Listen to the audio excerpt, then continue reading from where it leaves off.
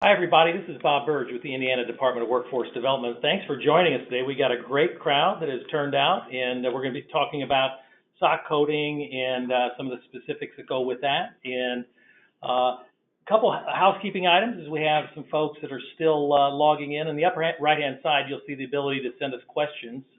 Not sure how many of those we'll get to today, but Jennifer and her team will get back with everyone that leaves a question that we can get back to. So look at that, the upper right-hand side, and there's going to be lots of information coming at you today and some really good questions.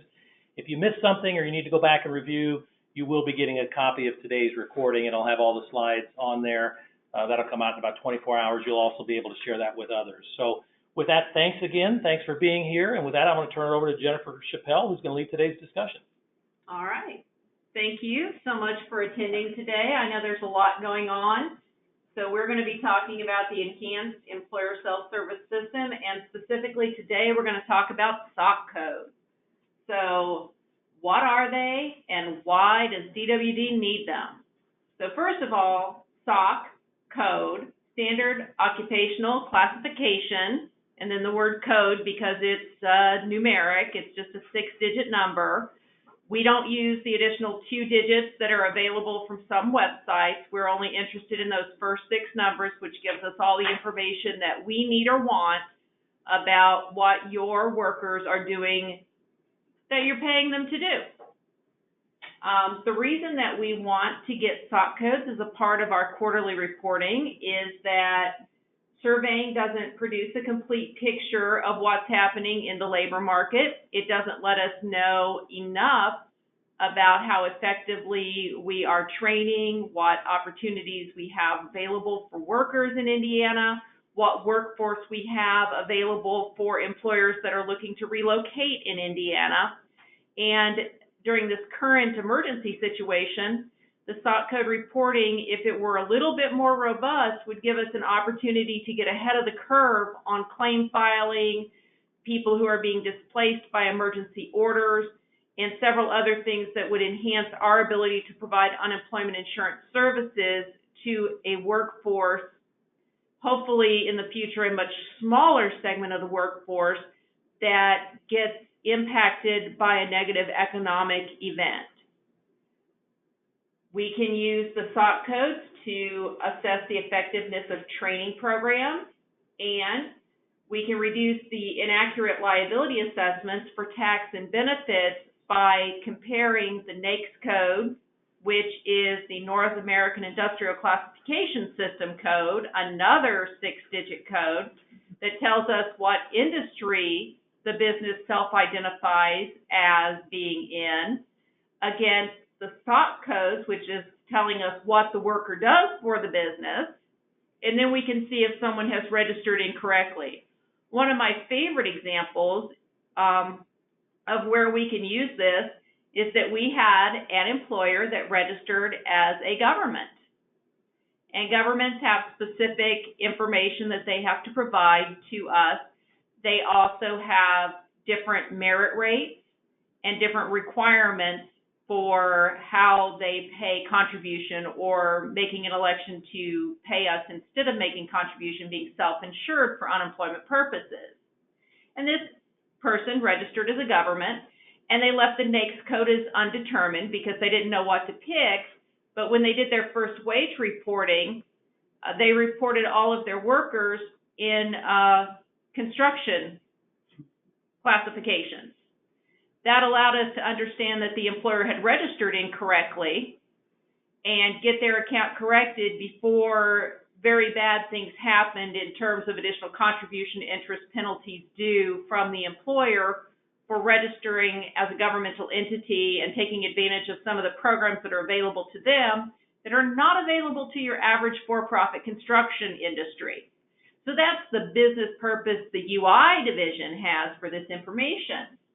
Now I'm going to turn it over to my partner in this presentation, Diana, who's going to tell you from the Research and Analysis Division all about what they do with SOC codes and how SOC codes are important to them. And then we'll come back together at the end and we'll answer any questions that you have, so be sure to put those in chat. We should have about a half an hour for questions at the end of the presentation. All right. Good afternoon, everyone, and thank you for joining us. It's really good to see these numbers. So, Jennifer, that was a really good introduction and an overview of some of the things that we are talking about in a little more detail. So I do want to thank everybody who has already submitted the SOC codes, and hopefully with this presentation, you will understand a little bit more from the research and analysis point of view why it is really important for us to get those SOC codes up to the 6 digits. So when we talk about the SOC codes, Jennifer mentioned we want to see those 6 digits. So what do those numbers actually mean? We have 867 detailed occupations. So if you look at the example here, the SOC code 352014, these first 2 digits will be the major group. Then the second will be the minor group, and broad occupations will be the third 2 digits. When you look out of these 2 last digits, the very last one is the detailed occupation.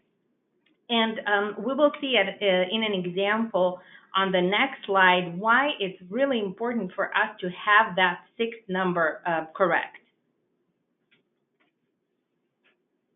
Okay, so an example I chose is the food service occupations. It's really a hot topic today, but really a good way for us to understand how the SOC codes and the details change as we go further down.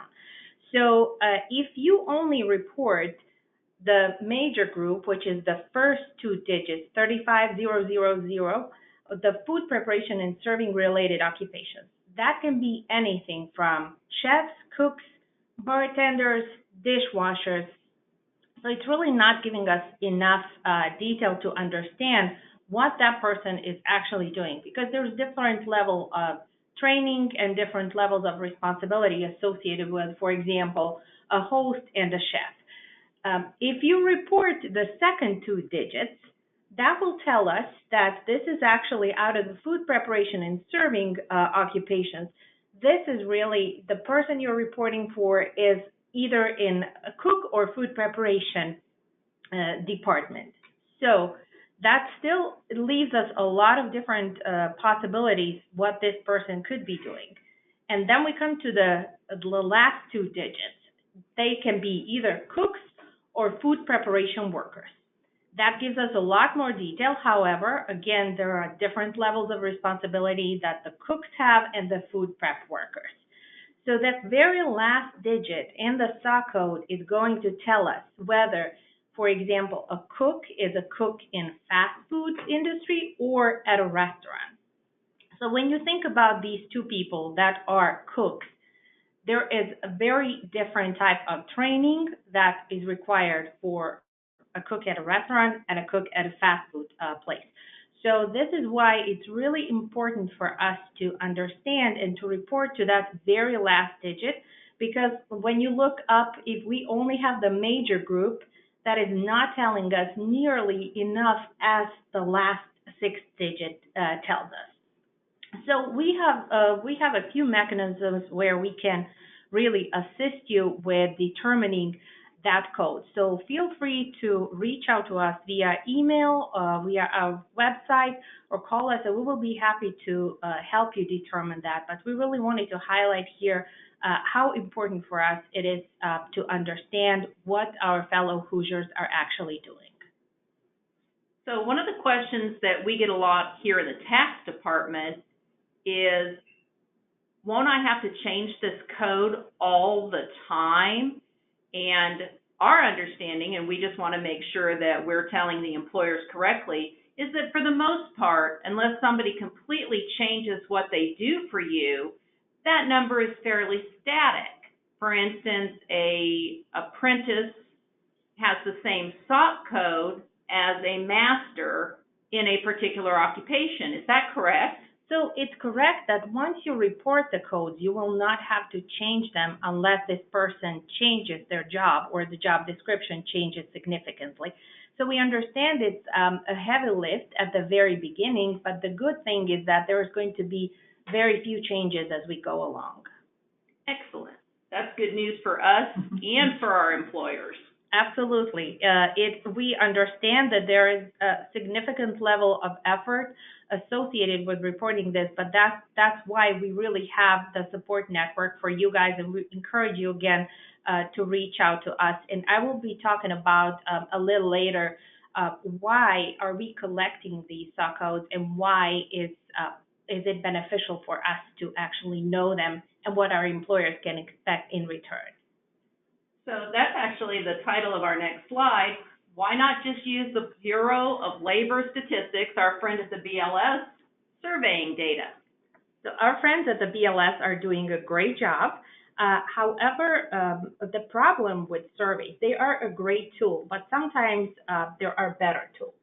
So surveys are, first of all, not mandatory. If we ask you to fill out a survey, you can say, oh yeah, right now I have time and I'll do that, but at other times you may think like this is not important and we cannot really do anything other than kindly ask you again. Then with surveys, we are only talking about a small sample, not the entire population. So surveys are a pretty cheap tool, but they can be very expensive and time expensive if we are just surveying everybody, which loses the point then.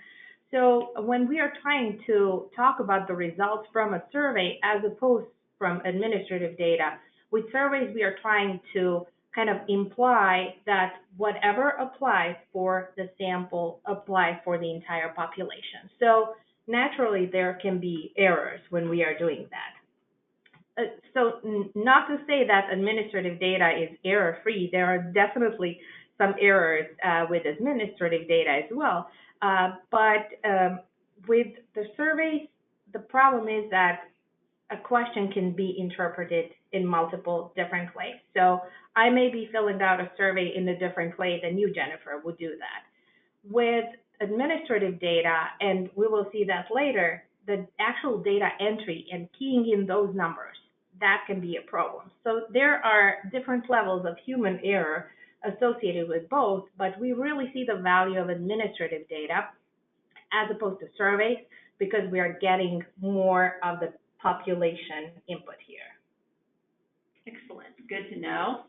And then on the administrative data where you have this large group of employees for a single employer, it's sort of easier to spot those data entry errors, or in your profession, don't they call those outliers? Yeah, exactly. And I think your example earlier with the government, an employer who reported as government, actually applies in this case as well, because we know that it's very unlikely that in the food industry we will have a physicist SOC codes appear. Or if you do, that's going to be some nuclear food. So how are employers doing reporting SOC codes for us so far, just after a year? Yeah, so we are 4 quarters in, and I think every quarter we have seen an increase in, first of all, the number of employers who report SOC codes for their employees, and also the number of employees that have their SOC codes associated with their wage records. So this information on this slide is as of Q4 of 2019, we have had about 50% of all employers in Indiana report the SOC codes, and that is about 40% of all employees. On the next slide, we actually have a little bit of a breakdown, and that relates to what I was talking about earlier, how important it is for us to get to that 6th digit when reporting SOC codes. So these numbers are a little different because this is the data as of January 31st. So between December 31st and January 31st, we got some more data in and we were able to adjust the numbers. So these look a little bit different than the previous slide, but they're pretty much in the same area. So when you look at the broad category and major category, we have about 2% of the employers reporting, 2% of wage records, I apologize, that have these numbers. The detail category is about 1/3 of all wage records. So we know to the 6th digit for about a third of our people who work in Indiana. So when you look at the bigger part of this pie, it's not found is 62%. So that is about 2.2 million people in Indiana who are either don't have a SOC code reported, or the code reported is 999999, or there was some other incorrect code. So there is a list of codes, and if it doesn't correspond to what the BLS has, so either the 2010 or the 2018, and this is a good time for me to say that you will see two different versions of SOC codes, so 2010 and 2018. And we are okay if you want to report either one of those. So whatever you give us, we will make sure that we translate those to the latest SOC codes, but you may choose to report 2010. So we still have a significant number of our fellow Hoosiers that don't have a SOC code. So I just wanted to highlight this. It is crucial for us to have a correct SOC code. So we really cannot do anything with SOC codes that are starting with 99 or that don't correspond to anything that's published by the BLS. Again, if you need assistance, we are here. And again, this is a heavy lift and we understand, but that is why we are here. And we hope that all of us in the end will see the benefits of collection of SOC codes. So as just a quick reminder, based on this screen, we need Indiana to be more in the pink. Absolutely. All right, we'll see what we can do about that. Okay. So what is DWD going to do with all of this occupational data? Now we're getting it a little bit, need a lot more, but what are we going to do with it once we are fully in compliance or mostly in the pink? So we are still giving our employers the opportunity to report more. We have started doing some initial analytics, but we are not ready to push out anything to the public right now because, like you said, we are still waiting for a lot of these SOC codes to be reported, or the SOC codes that are already reported to be corrected to the appropriate SOC code. What the benefit of collecting this, it really lies in our ability to link this occupation code to other existing administrative records. So just a few examples, we can link it with the existing education data. So what we can do with this is really understand whether our fellow Hoosiers are working in occupations that align with their education. So do we have a large number of, let's say, cooks who actually have a certificate in a completely different industry? So we want to be able to understand that. And the SOC codes are really going to allow us for a more in-depth analysis in that. Then along with that, we are going to be more correctly able to understand the number of underemployed people. So people who are not working in fields that they are educated for, or people who are not working full-time and they could be. Then, of course, we will be able to look at the wage gains by occupation within their major of study and within their industry. So, for example, what occupations employ English majors and how their wages compare if they are employed in different industries. Another important link that we will be able to make is with the corrections data and really understand what is the talent pipeline that comes from the Department of Corrections. These are just a few examples. We are able to do a lot more with the SOC codes, and this data comes in very important in evaluations as well. So not only for our DWD analysis, but also some federal analysis and evaluating the success of different training programs that are either state or federally supported. So to the extent that employers pay taxes in at the federal level and those monies come back to fund our RESEA programs and our Wagner-Pfizer programs, just to mention a few, this data is going to improve our ability to spend their money wisely. That is exactly correct. Oh, excellent. Okay, and finally, off of the SOC code topic just a little bit, we ask a question on the employer's quarterly report about whether or not the specific worker was engaged in covered employment during the pay period containing the 12th day of the month.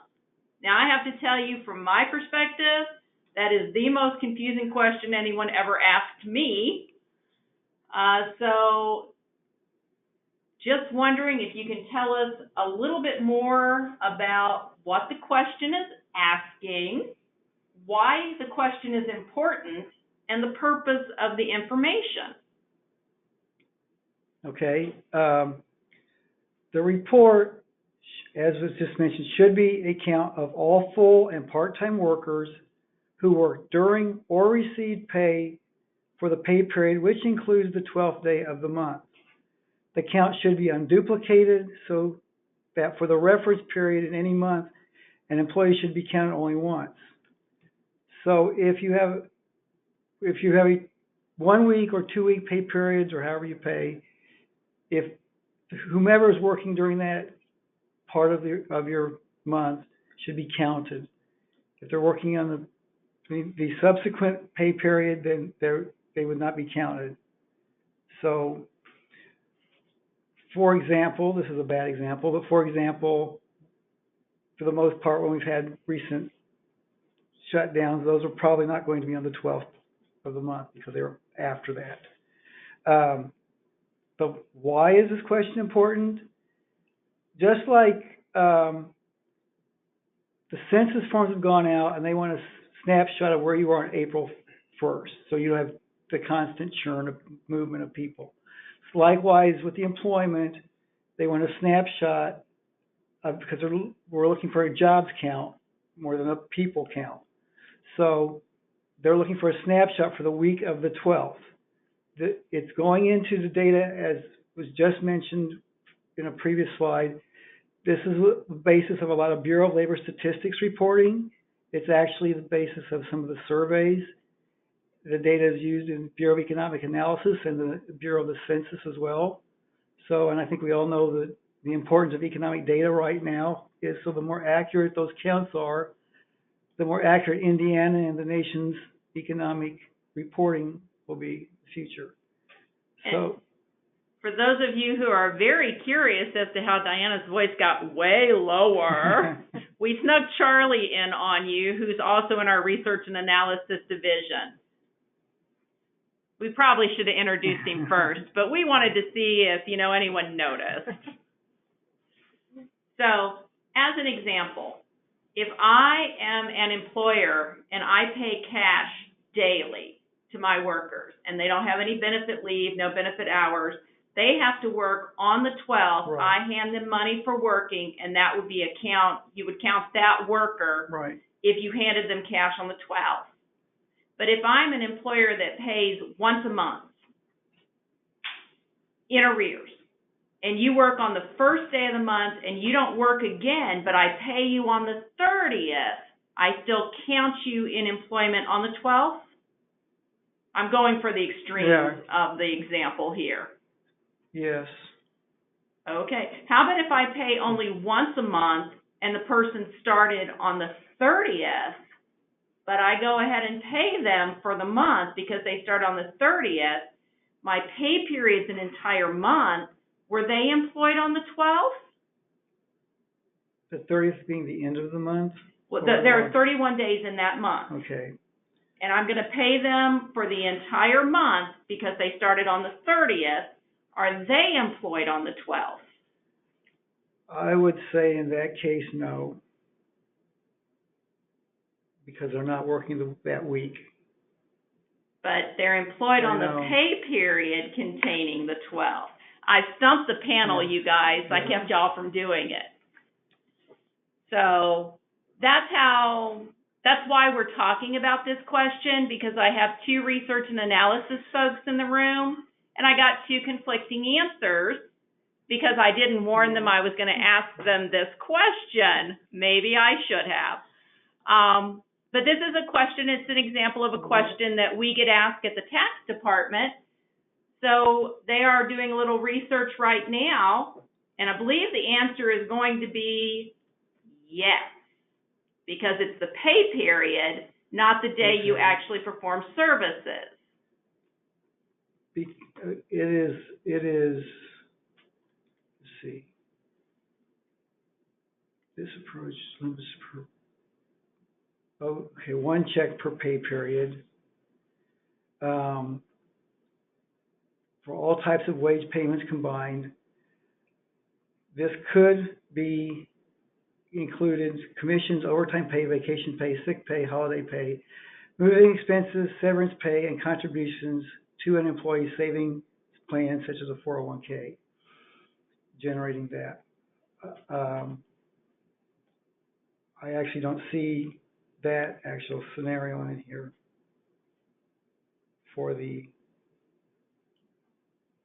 because I'm not sure how many questions you're getting like that, but typically when we've called, I don't recall that ever being the case. We here in tax get calls all the time from all sorts of employers. So what we're going to do is we're going to put a pin in this one, and we will have an answer for you before we leave today. So that was the last of our prepared slides, and as you can tell, sometimes maybe some unprepared slides. And now we're going to go to your questions and see if you too can stump the panel. Okay, Doug, what questions do we have so far? Oh, we've got some good questions. Where do you obtain a listing of SOC codes?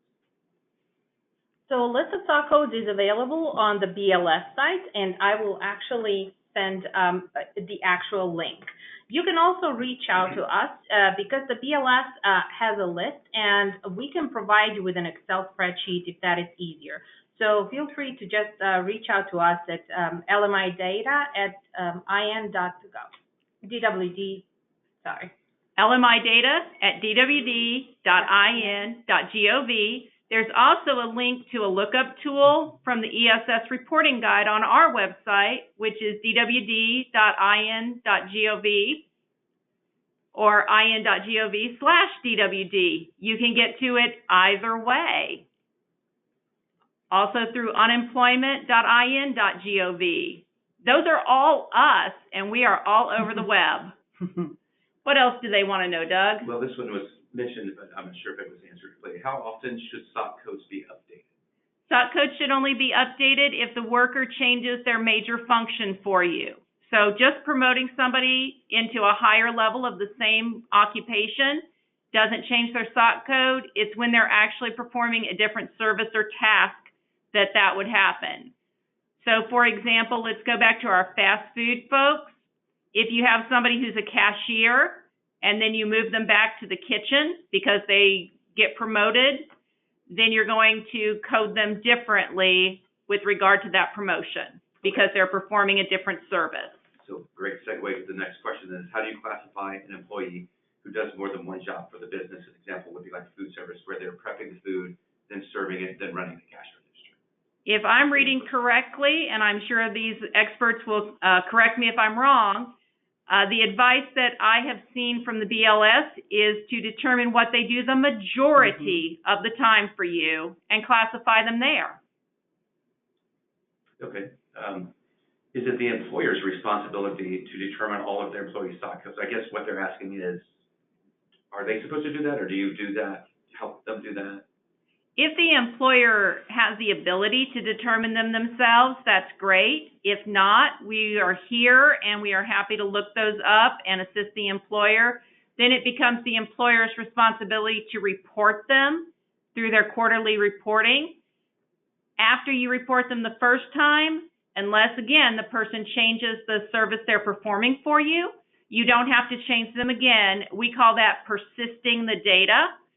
You can just leave them the same and report them the same way every time. So our tax team and our research and analysis team are both happy to look those up for you and help you get that first report coded correctly. Okay. Next question is kind of specific, but can probably be related to other areas. What if a cook is neither fast food nor restaurant, but in a school cafeteria? I assume that means that that's not a choice that they can make.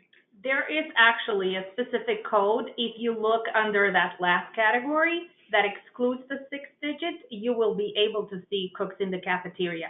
Those are just like, I selected the 2 examples, but there are multiple codes associated with that group. Okay. We've got a couple of questions similar to this one. Is a CPA firm that reports for a business required to report their SOC codes, or is the business required? In other words, the people who send reports to us for employers, who is responsible for the SOC codes?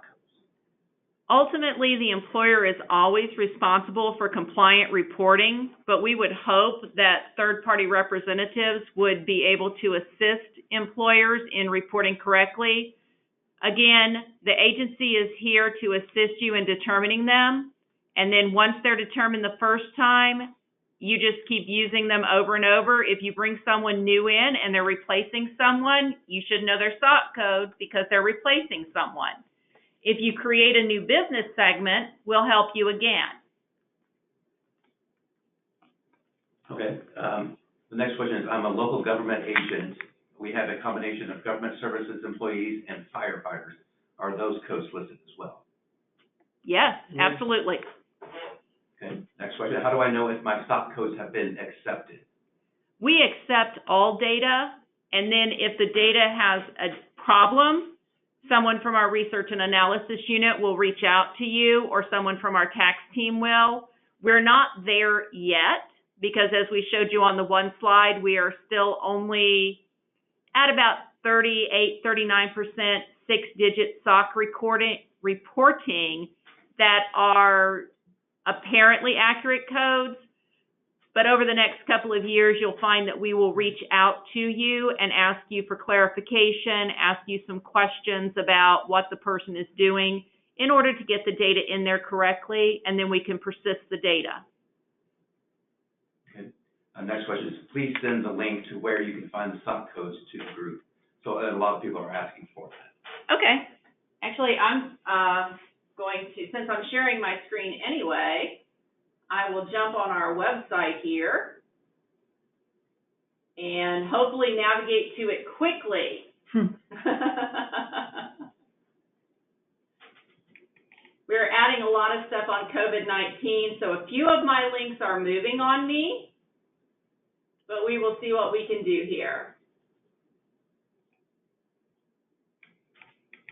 And you can go ahead and ask the next question while I try to get to that question. Okay, I have an easy one. Our SOC code, is SOC code reporting mandatory now?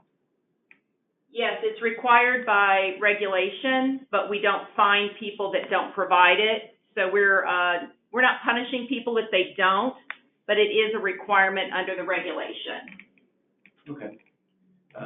It's kind of a longer one, so I'll just read it. Our payroll is done in-house. Our DMS provider says they will not make the change until it's mandatory. We have too many employees to enter manually, but is there a way to download the data and manually enter the SOC codes?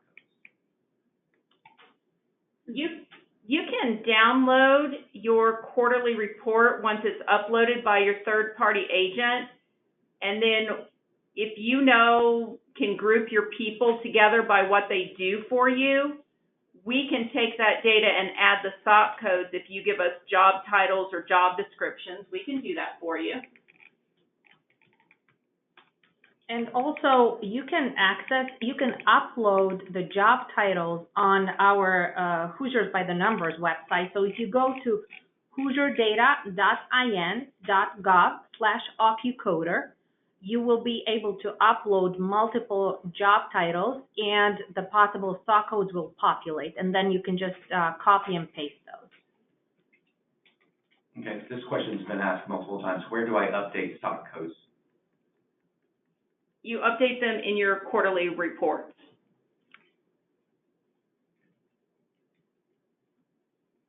When will you start assessing penalties for missing SOC codes? Hopefully never. However, that is a decision that we basically make annually depending on employer compliance.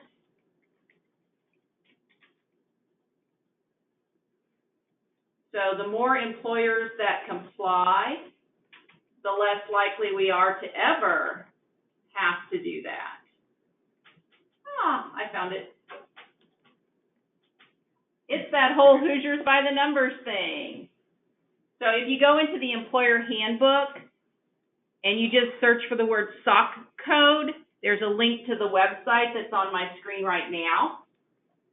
And you can see find SOC codes, enter one at a time, do a bunch at once. And there's the tool that we've made available for you. And on this site, you also have the email address where you can send us your questions, or sometimes you will not be able to determine the accurate SOC code. If you're ever in a dilemma, we can help with that, or you can also use the phone number listed there. We just want you to have all the tools possible to accurately report the SOC code. Okay, it sounds like you just answered this question. I have not been able to find a specific SOC code for our industry. What then? Please just feel free to email us. The more detail you can give us in the email about the actual job that your employee is performing, the better we will be able to assist you. Okay. Next question. Please provide a phone number for the employer to call to obtain a SOC listing. It's highlighted on the screen right now. That's going to be the 317-233-0221. Or you can also use just our general customer service number and select the option for employer tax, and that's 800-891-6499. Okay, now we're getting some questions on the 12th day of the month. If you're in a union shop and you have an employee work the first week of the month, which does not include the 12th day of the month, then they don't work for a week that includes the 12th day and works the rest of the next week. Do you count them on the spreadsheet that's working on the 12th day? Are they receiving any pay for the off week, like sub pay or vacation or holiday? If so, yes. If not, no. And is it a weekly pay period or a bi-weekly pay period? We're going to assume it's weekly from the way they ask the question. Okay, and the next question is, I'm still confused on the 12th day question. My payroll is bi-weekly, so if an employee in payroll is included in the 12th month, I report them. What if they don't work till the 20th day of the month and are paid in the second payroll time as the same month? Do I report? Not from the way that you've asked the question, because if you're bi-weekly, well, Twice a month is a little different, but okay, so bi-monthly would be the 15th and the 30th for most people, and your guy that starts the 20th, that's always going to be a no. right. Bi-weekly is different because you might have a pay period that contains the 12th and the 20th, in which case the answer is yes. If they work at all in that pay period that has the 12th day in it, say yes. It's just a snapshot. No one will know if you get it wrong. If you report no for everyone, we will suspect you have it incorrectly reported. You also can no longer report more people than worked for you in the month as having been employed on the 12th day. One of the things about the change that we made was actually to correct that, because under the old system where you just wrote numbers on the top of your UC1, we had a lot of employers that reported that they had more workers on the 12th day than they reported for the entire month. So that's one of the reasons that we moved to asking at the individual level. Okay, the next question is, are you contacting companies who do not have SOC codes? I use a third-party processor and want to be sure that they have been uploaded. We are not yet. We're not there yet. We're still allowing employers to get used to the idea. And as everyone has said, we understand this is a heavy lift. We're here to help. We're not here to punish. We want the data. It's on us to go out and get it. If we find that we're at a point where we have enough compliance to start making those calls. Okay, next question is, says we're a startup, and this may be a silly question. There are no silly questions. This is actually probably a good one. Where should we be uploading our quarterly reports? You upload those through the employer self-service system, which we call Uplink, ESS. And I'm going to go here on the screen and show you how to get there. which will take me much less time than the other one. Indiana unemployment. Again, scroll through the COVID information. We post all of the breaking news, as it were, right here at the top. And then you're going to just click here on this beautiful black and blue. I didn't pick these colors, guys. They're just black and blue, where it says Employer Self-Service, and that's going to take you to this screen. If you are a first-time user, please click First-Time User. And you will need to know things like your FEIN number, the name of your business as registered with the Secretary of State if you're required to register, if you're a sole proprietorship or an informal association such as a partnership. You do not have a requirement to register with the Indiana Secretary of State. Use your legal name.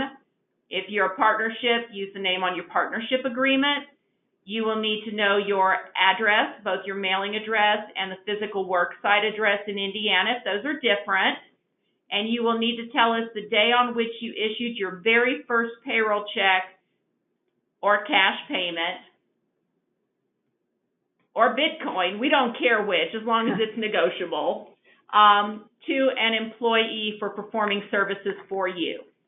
Indiana doesn't create accounts in anticipation of liability. So that date on which you first paid someone does need to be in the past, not the day that you're obligated to pay them, not when they started performing services, but when you actually gave them compensation for having performed those services.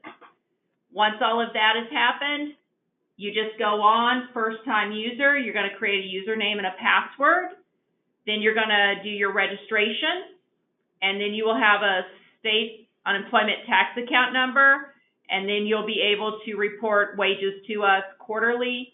If you have 50 or more employees, it's by file, and if you have less than 50, you just enter them on the screen. Okay, next question is, my report has a SOC already on it. Don't know where it came from. Will I be told if it seems wrong? Eventually, yes. Not right now, though. Okay, next question, should we delete terminated employees from the website filing data? What about seasonal employees that may or may not return the next season? You no longer have to delete employees that don't perform services. Just report 0 wages and answer the 12th day of the month question, no. You can if you want to. You used to have to, but now it's up to you entirely. Those are your wage records. We're just using them. Okay, next one's kind of a question. Do we just list them as maintenance and repair under utility category? Question mark. Just confused us because you specifically listed out telecommunications. Oh, you're looking at one of the SOC code listings, right? So that's a question you probably want to call our LMI staff or email them and ask them, or give us way more information. We'll look it up for you, though. And I just want to say that I've been monitoring the LMI data email, and I don't know whether it's one of you participants, but I do see a lot of emails coming through. I want to encourage that. So anytime you have a question, we are here to help. Okay, that's it. That's all the questions. All righty. Okay. Special messages given the COVID-19 information, since I have 500 of you on the phone and several more of you that are going to get this presentation by email.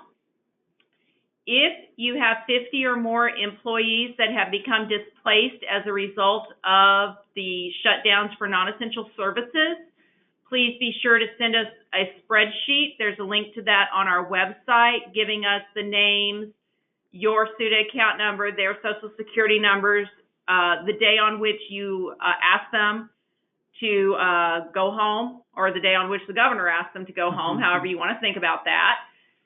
If you've paid them any sick pay, vacation pay, etc.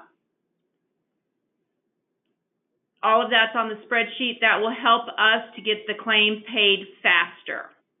Those of you who are concerned about the waiver of the waiting week and the effect of the shutdowns on your merit rate, We will have additional information as soon as we see the bill that gets passed at the federal level, and then we'll be able to effectively answer those questions. Do be sure to go to our DWD unemployment website, which is unemployment.in.gov, to see the latest news and information from Indiana specifically on how we are handling that. If you click on the layoffs due to COVID-19, that's where it's going to tell you about that spreadsheet.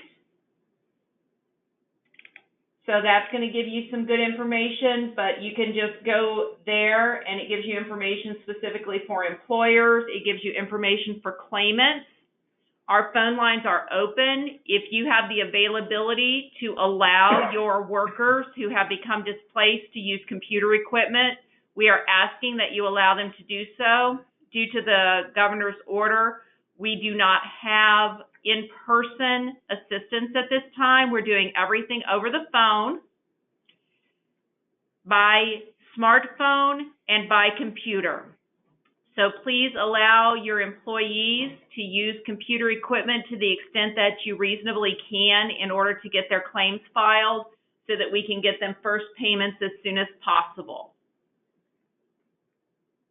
So I don't know if that made any more questions pop up, but I just wanted to say that and let you know to monitor the website, monitor our news releases, our press releases. We're sending direct emails to employers with things that come up that we need you to know about or that we're asking your assistance in getting done.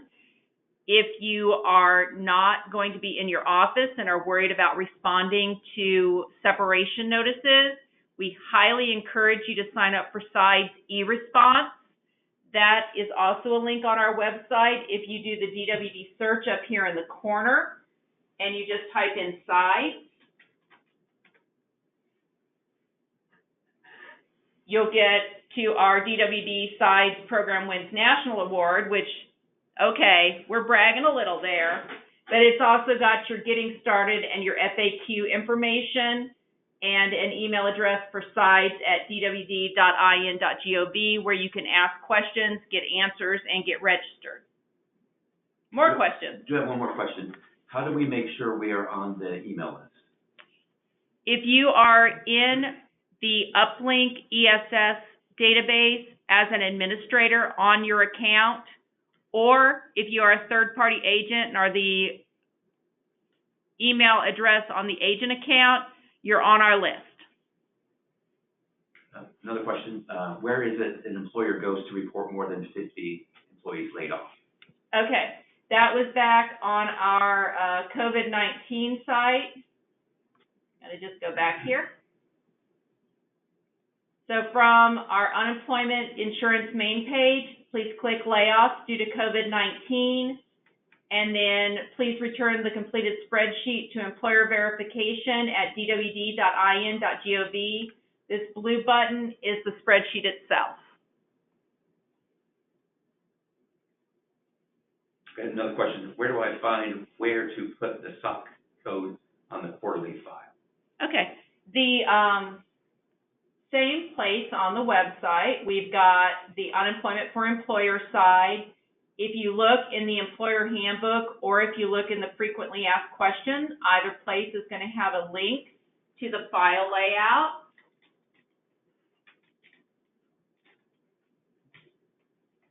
And in the employer handbook, which I'm much more familiar with, it's way towards the bottom.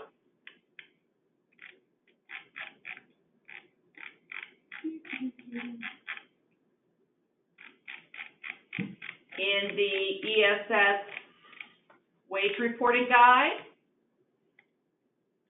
and where it says click here to open the file format.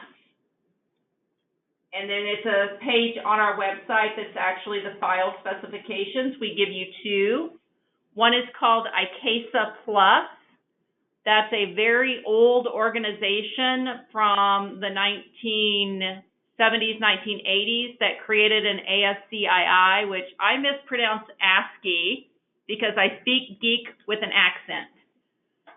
So there's an ASCII file format that if you have been reporting to us for a long time. It's the same wage reporting layout we've always used. We added a CSV file, comma separated value file, which is human readable and is just 17 columns. So you can do either one. The Excel saved as a .csv, comma delimited file. Description is right here at the top. And then the ICASA, which is the ASCII text file, the information is down here at the bottom. And so that's, if you are someone who's ever looked at files, that's the one with the type of row it is. It has a letter like an S row or an E row. E stands for employer, S stands for worker.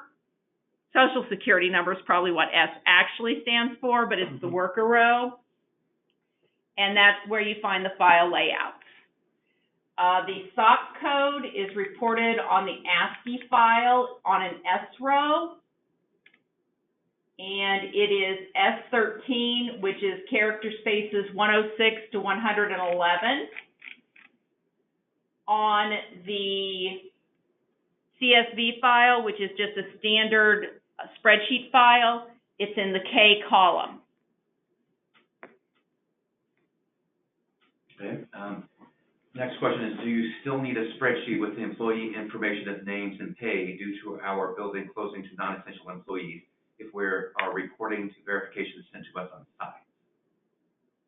We would like it, but it's not as essential if you're already inside. Okay, it's kind of a related question. What if a company has less than 50 employees? What information pertains to us?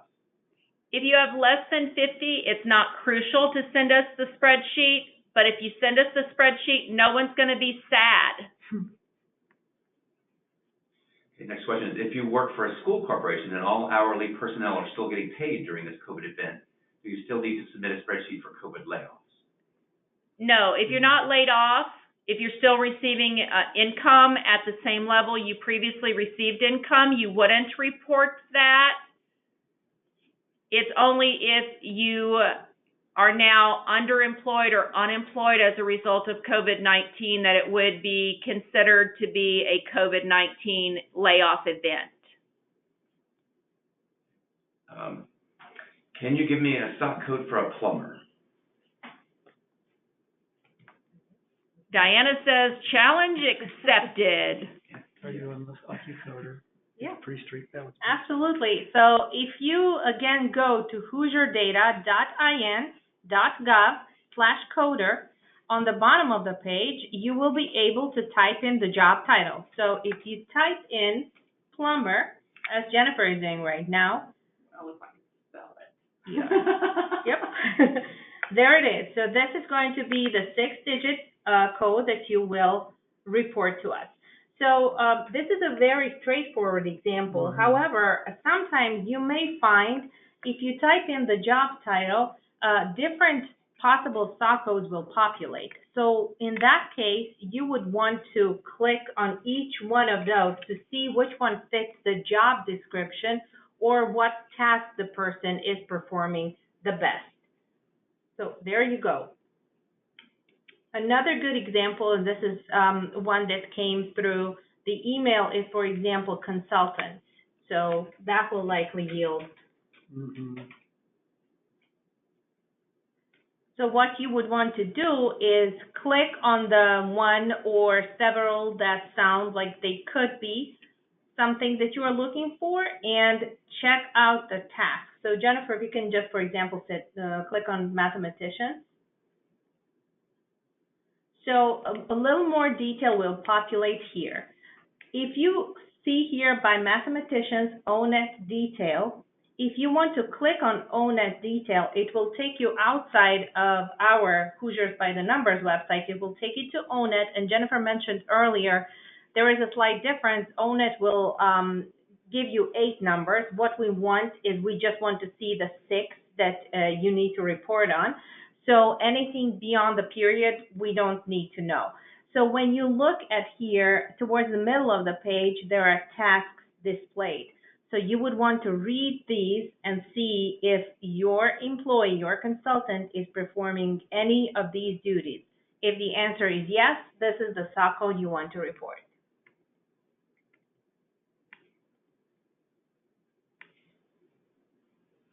Okay, next question is, do we have to complete spreadsheet if we are paying our employees 100% of their wages while we are shut down? You do not. They would not be considered to have been displaced as a result of the event. Okay, are local government stock codes on hoosier.data.in.gov? Yes. I think so. For example, I work for the government, and I am, let's see if mine comes in here. Well, I'm not the chief executive, that's for sure. So, let's see. I'm typing in some of my job codes. Director, maybe not that. Technical directors and managers, that might be me. So I'm going to go over to the Annette Detail here. On the top of the page, there is a little box, Occupation Quick Search, so you can also type in the job title there and it should populate. So there I changed it to Tax Director. And I have just all sorts of things. Again, they would like me to be a chief executive, but I'm pretty sure the commissioner would object. So I am actually down here probably in accountants and auditors. Because although my job title is incredibly long. I am the Director of Unemployment Insurance, Tax Administration, and Trust Fund Accounting. What I actually do is analyze financial information, prepare reports, that sort of thing. So sometimes you have to get a little away from the job title you gave somebody and more into the tasks that they're performing. And those kinds of questions, I have to say, there are pretty frequent, because if you remember, we said there are 867 detailed occupations. However, there are many, many more different job titles that we are using. So when you ask us a question via the phone or the email, we have a number of stock codes experts in our research and analysis unit, and they will be able to either walk you through the process, how to determine the stock code, or send you the actual stock code that you will just need to type in. The ONET link will also provide alternate titles too, although not all, but a lot of them. Okay, real quick, we've got a couple of decreased income questions.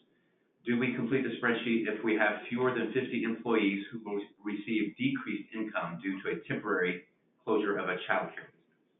I don't think you need to do on that particular circumstance. I think that's going to be reported by the worker through their deductible income. So if they're receiving some wages, sick pay, vacation pay, things of that nature, then they would report it as deductible income.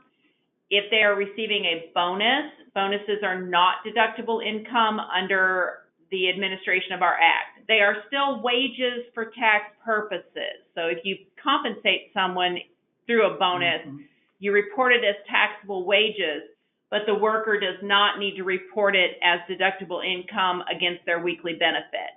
If they're working partial hours, they do need to report the deductible income in the week in which they perform services, not when they're paid for them. Similar question. If our business has reduced hours instead of complete layoffs, is there any reporting that should be done? The workers can file an unemployment insurance claim, but that's mostly going to be on the worker to correctly answer the weekly claim voucher questions. Just make sure that they understand that they do need to report as deductible income any compensation for working or anything that is considered a wage, such as sick pay, vacation pay, payment in lieu of, that sort of thing. The only thing that is not deductible income is a bonus. Okay, real quick, this will wrap it up. Where does the employee report deductible income? On the claim voucher. All right, that's it. We're at 2:29. I want to thank everybody again. I want to thank everybody in the room with us today and for answering my questions and yours. We are planning additional seminars, webinars for our employer group, and you should get emails of those that are coming up. In May, June timeframe, we're actually going to target folks that don't have accounts with us and talk to FUTA exempt entities that may have SUTA liability and have not registered with us. So you won't get an email for that one if you're registered, because you won't be who we want to talk to. And then we'll go back to the regular reporting. I think our next one after that is going to be on how employers can assist us in eliminating unemployment insurance fraud. So look forward to those, and thank you again for participating.